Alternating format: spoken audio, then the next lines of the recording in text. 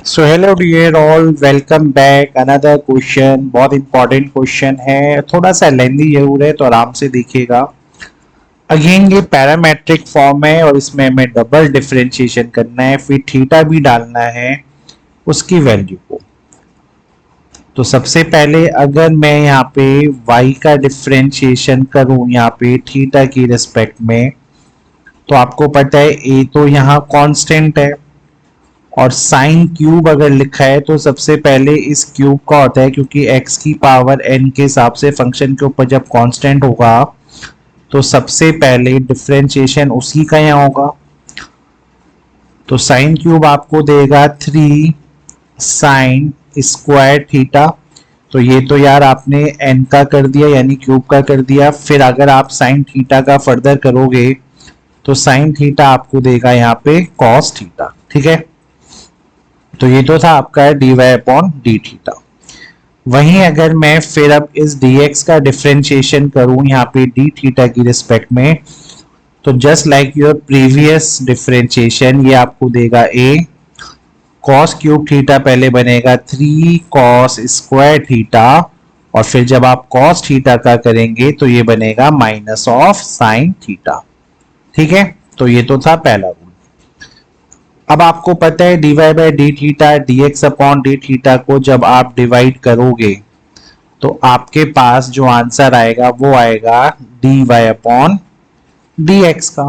ठीक है, तो जब आप इन्हें डिफरेंशिएट करने के बाद डिवाइड करेंगे तो a से a कटा, 3 से 3 कैंसिल आउट हुआ, एक cos से एक cos कैंसिल, एक साइन से एक साइन कैंसिल और ये साइन अपॉन cos, यानी आपके पास बचा माइनस का टेन थीटा। ठीक है, तो सबसे पहले तो आपने क्या किया, आप dy अपॉन dx की फॉर्म में लाके आपने माइनस का टेन थीटा आंसर दिया।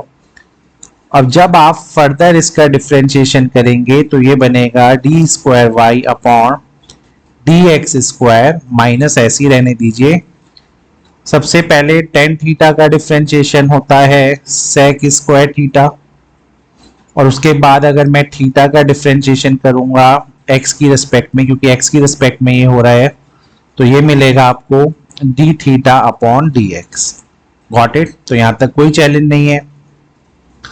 अब अगर हम देखें D theta upon d x, यानी ये वैल्यू थी वो, तो D theta upon d x का अगर मैं पूरा का पूरा ऑपोजिट लिख दूं तो यहां से आपका देखते हैं तो ये जो डिफरेंशिएशन है डी स्क्वायर, ये माइनस का सेक स्क्वायर थीटा, तो अब आपका जो D theta upon d x की जगह जो चीज आएगी वो आ जाएगी पूरी की पूरी ये।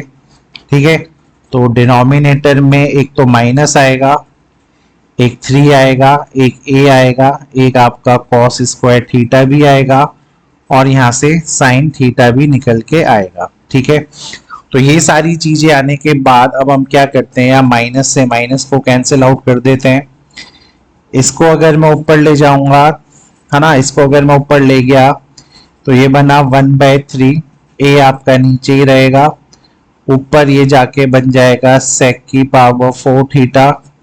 ठीक है, और नीचे आप साइन थीटा को चाहे तो छोड़ सकते हैं, ऐसे ही कोई चैलेंज नहीं है। अब आपको यहाँ पे थीटा की वैल्यू डालनी है π/6, तो उसकी वैल्यूज को देख लेते हैं। सबसे पहले cos π/6 का मतलब क्या होता है, cos π/6 का मतलब होता है यहाँ पे 30 डिग्री, है ना। cos π/6 का मतलब है 30 डिग्री, वो होता है √3/2। तो जब आप यहाँ पे sec π/6 का वैल्यू लेंगे तो वो बन जाएगा 2/√3। कोई चैलेंज नहीं है यहाँ तक। तो इस 2/√3 का जब आप यहाँ स्क्वायरिंग करवाओगे, जब आप स्क्वायरिंग करवाओगे यानी पावर 4 यहाँ चढ़ रहा है तो इसका पावर भी यहाँ 4 चढ़ जाएगा। तो इस चीज का आंसर हमें जो मिलेगा वो मिलेगा हमें 16/√3 का स्क्वायर 3 और फिर स्क्वायर यानी 4, तो ये आपको 9 दे देगा। और वहीं अगर मैं साइन 30 की बात करूं, वहीं अगर मैं यहाँ पे साइन 30 की बात करूं तो ये तो आपको पता ही है, दिस इज 1/2। ठीक है, so now we have an fair idea कि what we have to do. So I am just putting the values here. So this is 1/3a will remain as it is, और ये sec का मतलब है कि 2/√3 को आप जब डालोगे इसकी पावर 4 करोगे, और डिवीजन में जब आप साइन की जगह भी π/6 रखोगे तो वो हो जाएगा 1/2। ठीक है, ये आपको देगा 1/3a। √3 आपको पता है 9 बन के आया था, ये आपका हो जाएगा यहाँ पे 16, और साइन का मतलब है 1/2। सो ये 1/2 जब ऊपर जाएगा तो ये 16 इंटू 2 होके 32 बन जाएगा। So final answer of this question बेटा इज 32/3 इंटू 9 आपका 27 हो गया, और ये यहाँ ऐसे ही रहेगा। So with this way this is your final answer. Normal calculation है, आराम से करिएगा, होपफुली क्लियर हो गया होगा।